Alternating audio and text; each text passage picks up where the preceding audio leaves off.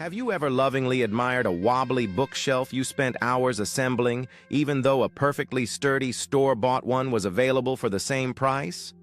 Or perhaps you've cooked a meal from scratch that, while perhaps not Michelin star quality, tasted absolutely incredible to you? It's a fascinating paradox, isn't it? We often find ourselves placing a surprisingly high value on things we've invested our own effort into, even when objectively they might not be superior. This isn't just a quirky personal preference, it's a well-documented psychological phenomenon known as the IKEA effect. Why do we fall for this bias? What makes our own creation so special in our eyes?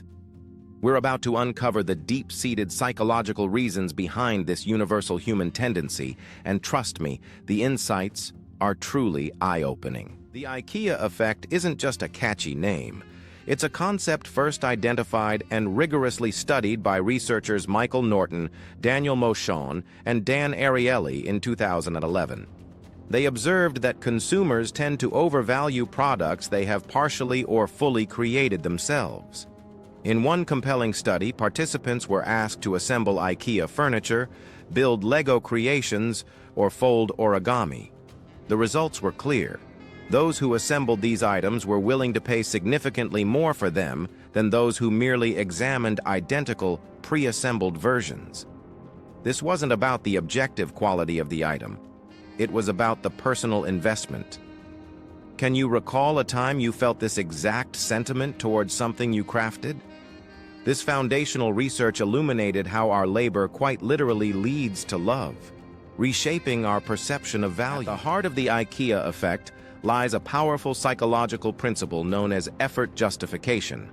Simply put, the more effort we pour into something, the more we tend to like it and value it.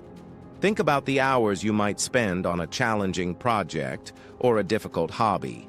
The struggle, the problem-solving, the sheer persistence, all of it magnifies your emotional attachment to the final outcome. This isn't just about the finished product. It's about the journey and the part of yourself you invested.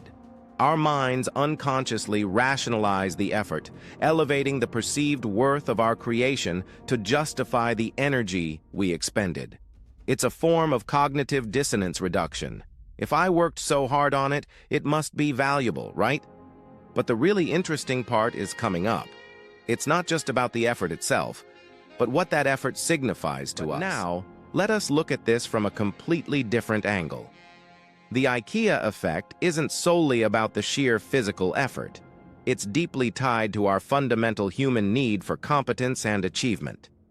When we successfully complete a task, especially one that presents a challenge, it gives us a profound sense of accomplishment.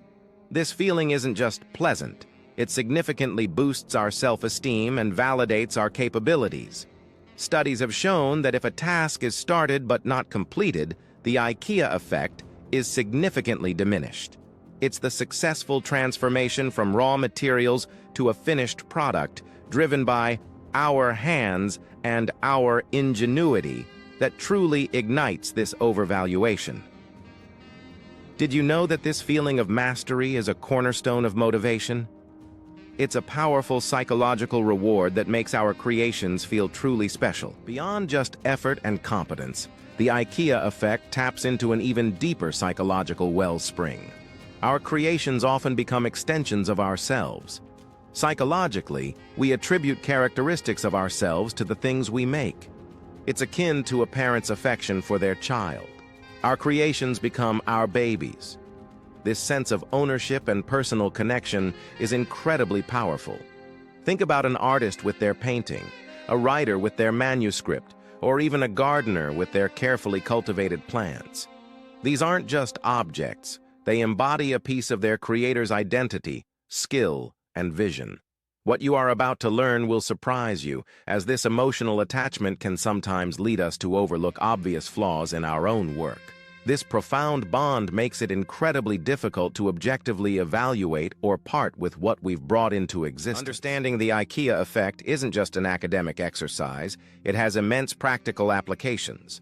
Businesses shrewdly leverage this by offering build-your-own options, customization tools, or even meal kits. They know that by involving you in the creation process, you'll feel a stronger connection and value the product more. But how can you use this insight in your own life? Consider tasks where you feel a lack of motivation. By actively participating in the process, rather than passively consuming, you can significantly boost your satisfaction and sense of ownership. Cooking a meal from scratch, learning a new skill by actively doing, or even organizing your own workspace can infuse these activities with greater meaning and joy. Are there areas in your life where a little sweat equity could transform your perception and appreciation? While the IKEA effect can be a powerful motivator, it's also crucial to understand its potential blind spots. Our deep affection for our own creations can sometimes lead to overvaluation that isn't justified by objective quality.